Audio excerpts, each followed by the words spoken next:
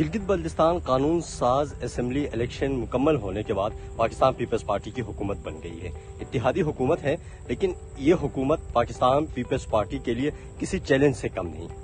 Election campaign کے دوران chairman Pakistan Peoples Party Bilawal Bhutto Zardari نے ایکٹیو کیمپین رن کیے. کئی روز گلگت بلتستان میں رہے، مختلف حلقوں میں گئے، وہاں پہ لوگوں سے وعدے کیے، کئی اہم وعدے کیے. ان میں سے اہم وعدے جو وہاں کے لوگوں کا دیرینہ مطالبہ ہے کہ صوبائی خود مختاری اور مالی معاملات میں خود مختاری ہے. پاکستان پیپلز پارٹی کے چیئرمین نے ان سے وعدہ کیا تھا کہ ان کی حکومت بننے کی صورت میں صوبے کی خود مختاری، آئینی حقوق اور مالی اختیارات کے حوالے سے کام ہوگا. اب اس کے ساتھ ساتھ گلگت بلتستان میں اور بھی اہم مسائل ہیں، جیسے کہ وہاں پہ روڈوں کا ایشو ہے، صحت کا ایشو ہے، بے روزگاری بہت زیادہ ہے، اور وہاں پہ جو نوجوان ہیں وہ تعلیم کا ریشو بہت زیادہ ہے، اور وہ تعلیم کے بعد یونیورسٹیز سے فارغ ہونے کے بعد مختلف سٹیز کا رخ کرتے ہیں جابز کے سلسلے میں.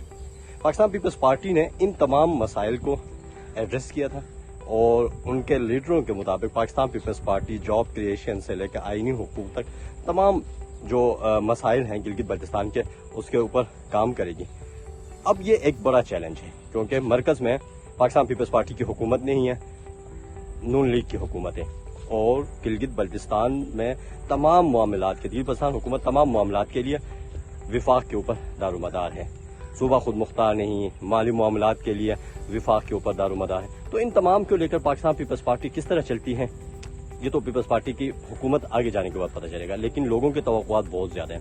جو لوگ ہیں، جو یوتھ ہے جنہوں سے ہم سے بات کی، ان کا یہ موقف ہے کہ سیاحت کے بہت زیادہ پوٹینشیل سے، روڈ کے بحالی، مراکز صحت، اور اس کے اوپر حکومت کو توجہ دینی چاہیے. ساتھ ساتھ آئینی حقوق جو ہے وہ بہت دیرینہ مطالبہ ہے. ساتھ ساتھ گلگت بلتستان کے لوگ جو ہے وہ خود مختار صوبہ چاہتے ہیں.